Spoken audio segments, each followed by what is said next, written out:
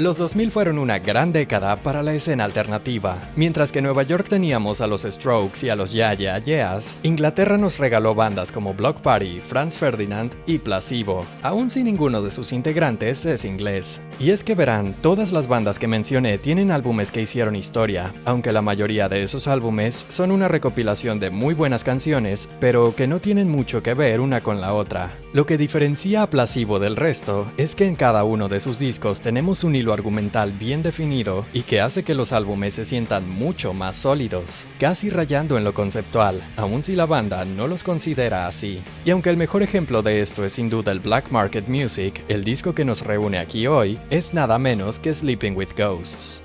Este álbum recopila una colección de historias sobre las relaciones que Brian Molko vivió en su día y que él mismo nos ha descrito en varias entrevistas. Pero para mí, Sleeping with Ghosts siempre ha parecido como la historia de dos personajes cuya amistad se ve comprometida por los deseos y aspiraciones de ambos. Mientras que por otra parte, la historia también aborda las tendencias más oscuras de la industria del entretenimiento.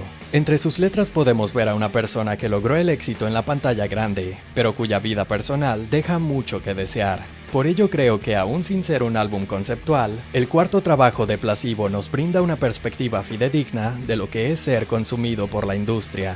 Bienvenido al lado alternativo. Yo soy Tony Whitburn y hoy te compartiré la manera en la que para mí, Sleeping with Ghosts nos cuenta una historia, el cómo se entrelazan las canciones y lo que significa cada una de ellas. Para esto debemos comenzar por ambientarnos en un pequeño pueblo del Reino Unido, donde nuestros personajes principales son un chico y una chica que están aburridos de vivir en donde viven, pero que aún así salen a pasarlo bien cuando pueden. De esta manera aterrizamos en Bulletproof Cupid, la primera canción del disco. Este es un instrumental que comienza como el golpe de energía que sentiríamos en un concierto de rock alternativo. Gracias a sus efusivas guitarras y ese tempo tan acelerado, esta canción me da la impresión de que ambos amigos están pasándola bien esa noche, pero a la mañana siguiente, English Summer Rain los devuelve a la realidad.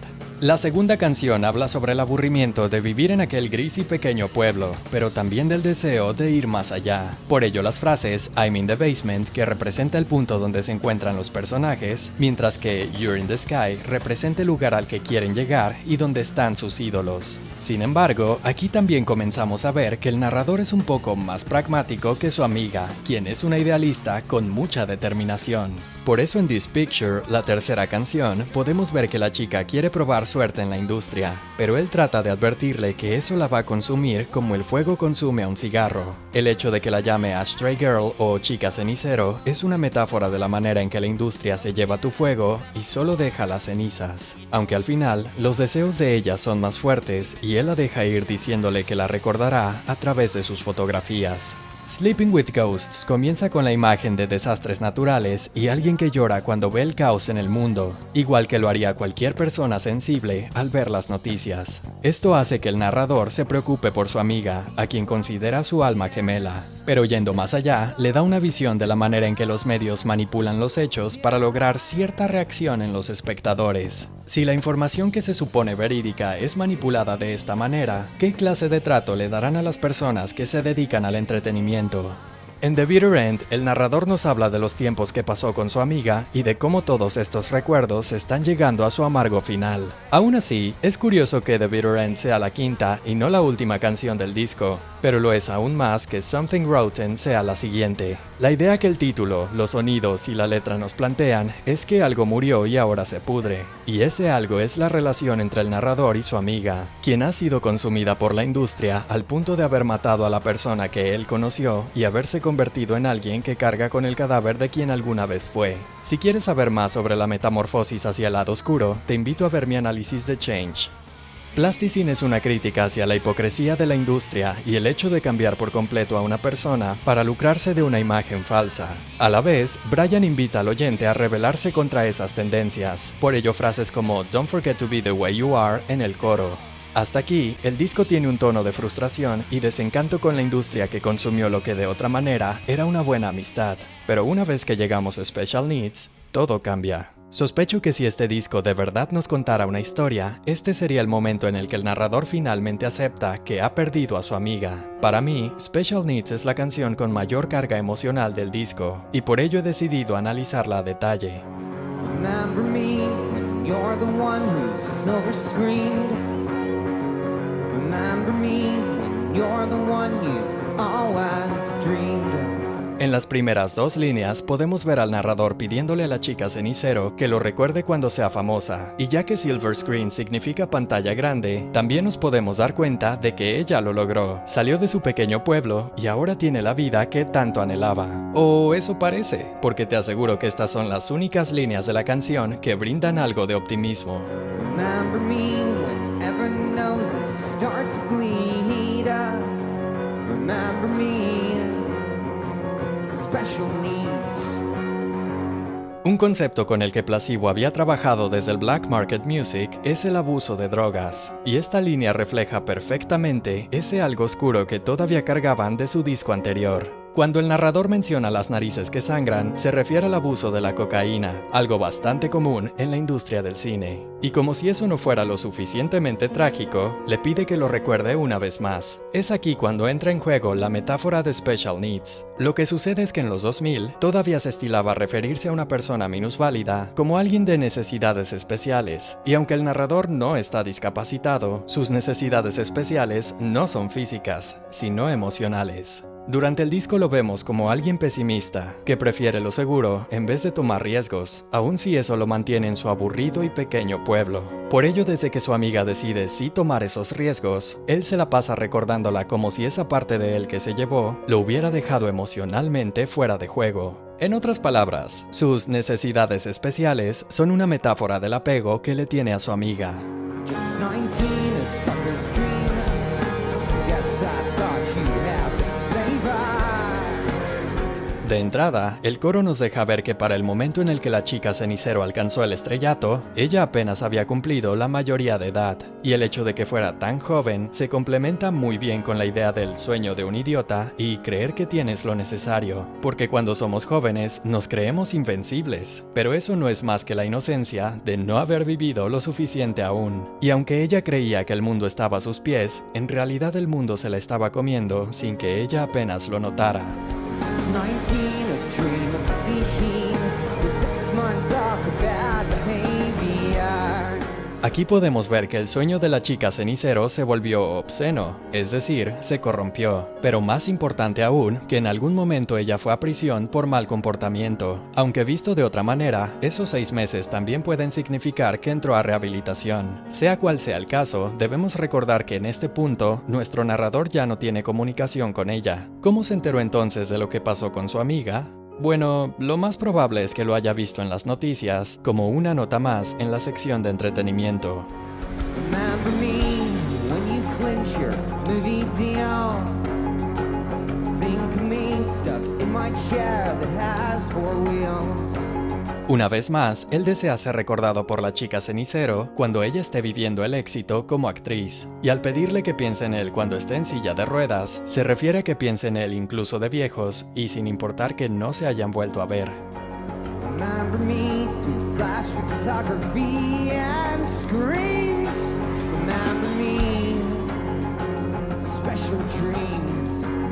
Aquí, los flashes y los gritos pintan la imagen de un evento al que asiste la prensa, como una entrega de premios o el estreno de una película, y por último, podemos ver que él se refiere a ella como Special Dreams. Estos dos conceptos, aun si no lo parece, representan ideas opuestas, ya que Special Needs es la idea de que el narrador necesita el afecto de otros, mientras que Special Dreams es un reflejo de alguien independiente y con aspiraciones. De alguna manera, Special Dreams y Special Needs es como decir arriba y abajo, aunque no es ningún secreto cuando vemos dónde se encuentra cada personaje.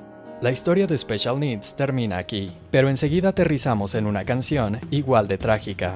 I'll Be Yours es quizá la canción más sombría del álbum porque en ella vemos a alguien consumido por el alcoholismo. Esto se hace notar en líneas como So I'll be your lecture, demons drown.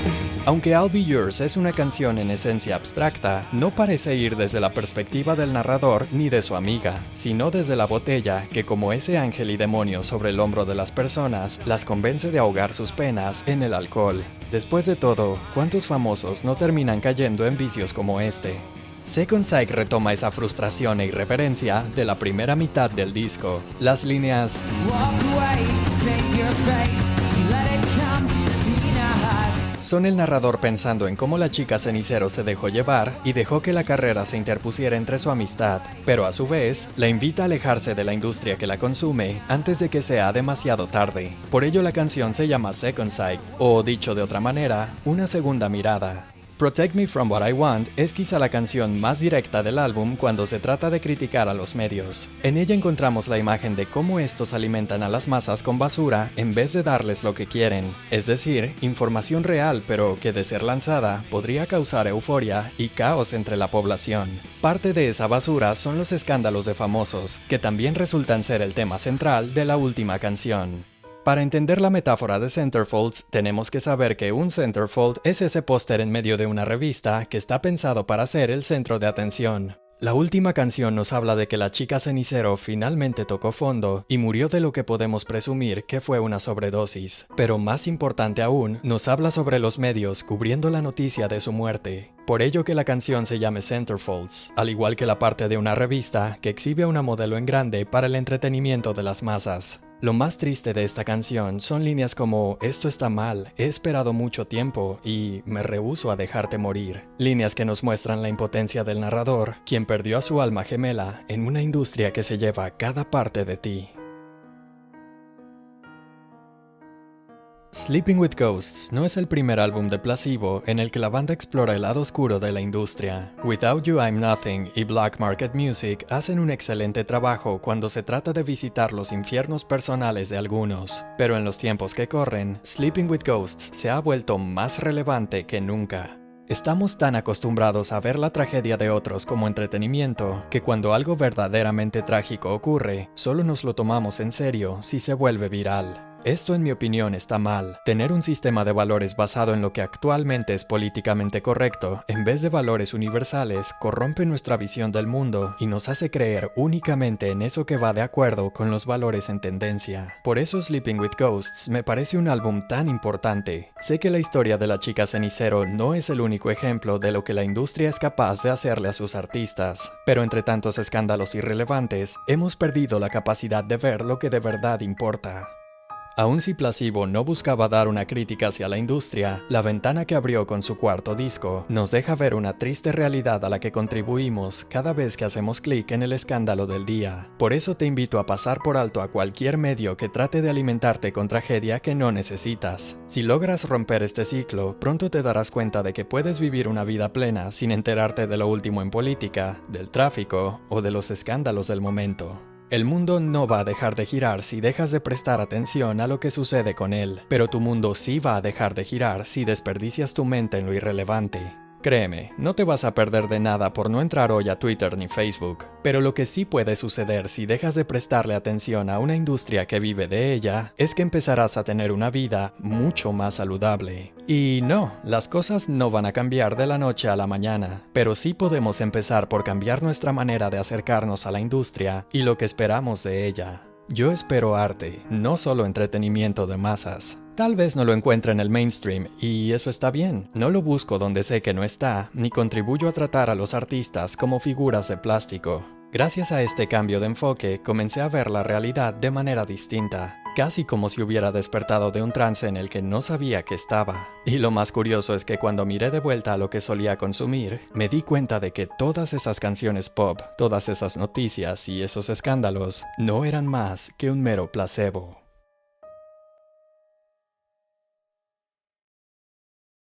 Y ese fue mi análisis del cuarto álbum de Placebo, aunque más que un análisis quería compartirles la manera en la que veo esta obra y dar una pequeña reflexión sobre las tendencias más dañinas de la industria del entretenimiento. No me voy a ir a los extremos de decir que los medios o las redes sociales sean malas, pero sí te invito a decidir con cuidado lo que sigues en ellas. Verás que a la larga ni siquiera es necesario eliminar la aplicación para hacer las paces con ella. En fin, si te ha gustado la idea de analizar álbumes completos en vez de una sola canción, me gustaría saberlo en los comentarios y también leer tus sugerencias para futuros videos. Y si te gusta lo que ves, no olvides darle a like, suscribirte y compartirlo. Además, te dejo en la descripción mis redes sociales para que podamos estar más conectados. Y ya sin más, me despido. Mi nombre es Tony Whitburn y esto fue El Lado Alternativo. Nos vemos en la próxima.